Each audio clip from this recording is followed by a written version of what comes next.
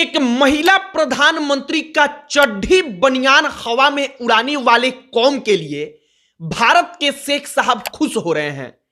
भारत के शेख साहब लोगों का कमेंट आप फेसबुक पर, सोशल मीडिया पर देखेंगे तो इन बेशर्मों का कमेंट देखकर आपको चिंतित होना चाहिए। शेख साहब का सपना है कि ऐसा ही भारत में भी होगा।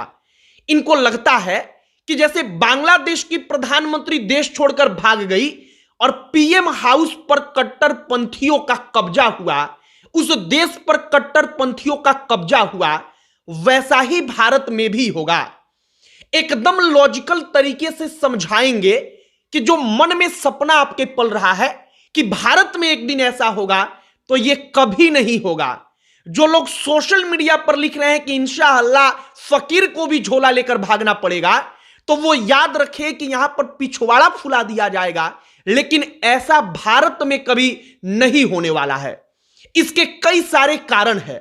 सबसे पहला कारण कि भारत में कोई भी आंदोलन पूरे के पूरे देश का होता ही नहीं।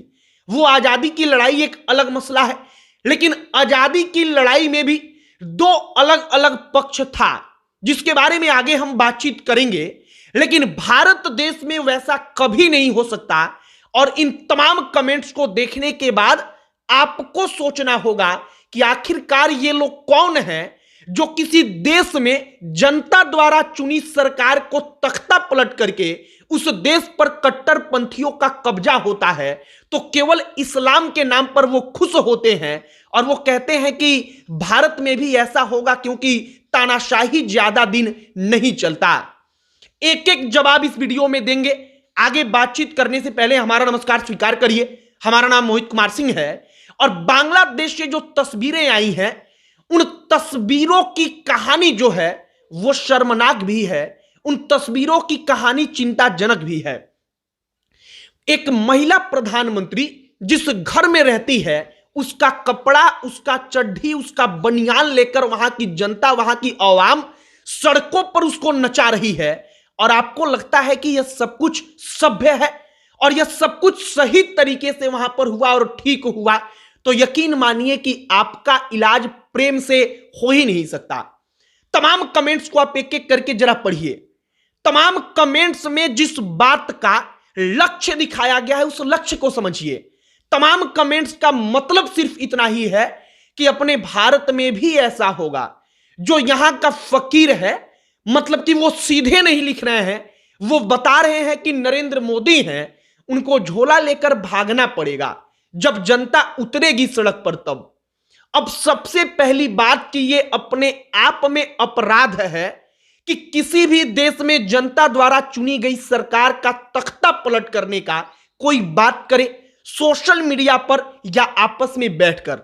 दूसरा पॉइंट आप समझिए कि बांग्लादेश में हुआ तो इनको लगता है कि भारत में भी होगा। इनका हौसला मतलब बुलंद है। अब भारत में क्यों नहीं हो सकता और क्यों भारत में लाठी डंडों से इनको शांत कराया जाएगा और कैसे वो शांत रहेंगे, आप इस बात को समझिए। आप आजादी के बाद कोई ऐसा आंदोलन बताइए जो पूरे के पूरे देश ने एक साथ मिलकर लड़ी हो। आपको शायद ही कोई आंदोलन ऐसा याद आए। हाल फिलहाल में जो तमाम आंदोलन हुए, चाहे वो सीएए को लेकर प्रोटेस्ट हो, चाहे वो किसान आंदोलन हो, कोई एक आंदोलन बताइए जो पूरे के पूरे भारत के जनमानस के हृदय में जाकर बसा और भारत की जो जनता है वो एक साथ उस आंदोलन में शामिल हुई। किसान आंदोलन का प्रभाव तो अपने उत्तर प्रदेश, पूर्वी उत्तर प्रदेश, बिहार, इन राज्यों में इतना सा भी नहीं पड़ा। अब दक्षिण में जाएंगे तो कोई जानता तक नहीं था। आप सीएए के प्रोटेस्ट के बारे में जाएंगे तो देश की 80% जनता एकदम शांत थी, घरों में थी।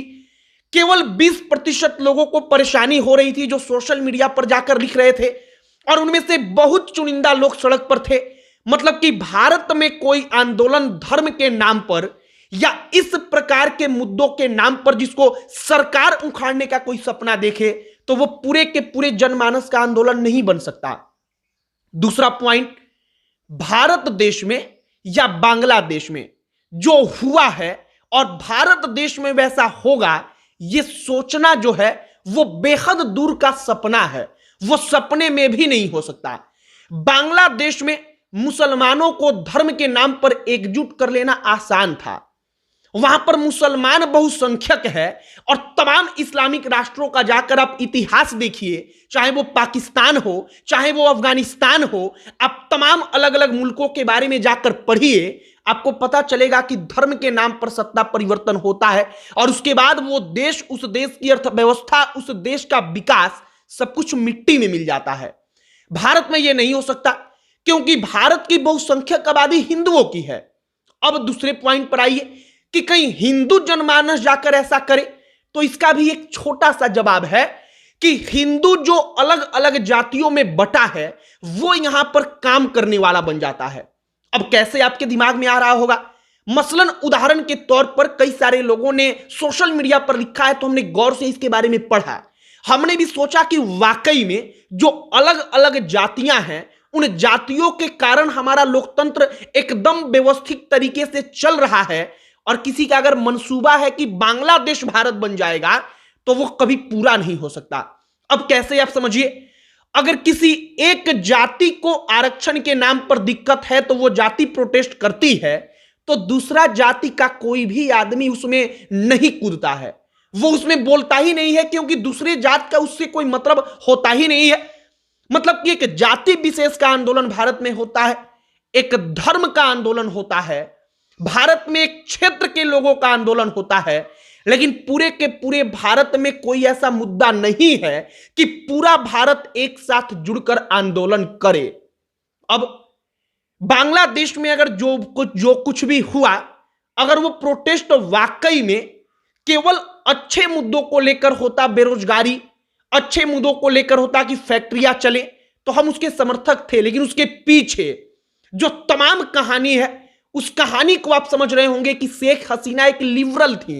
लिबरल का मतलब कि उनको हिंदू मुसलमान दोनों पसंद था, उनके शासन काल में जो अल्पसंख्यक था वो सुरक्षित था, अल्पसंख्यकों को तरजीह दी जाती थी। अब शेख हसीना को वहां से भागने के बाद जो कट्टरपंथी हैं वो बांग्लादेश में हावी हैं और भारत का शेख जो है, हमने नाम के आधार पर शेख कहा है, इस प्रवृत्ति के तमाम लोग खुश हो रहे हैं कि देखिए भैया बांग्लादेश में हमने क्या कर दिया, अब भारत में ऐसा होगा।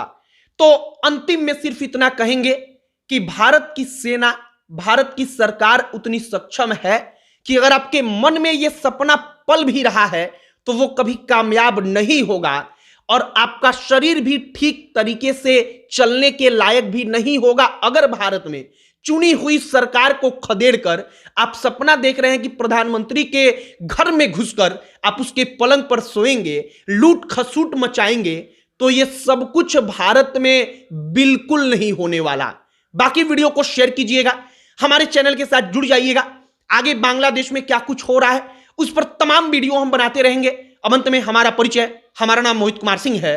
बहुत बहुत धन्यवाद।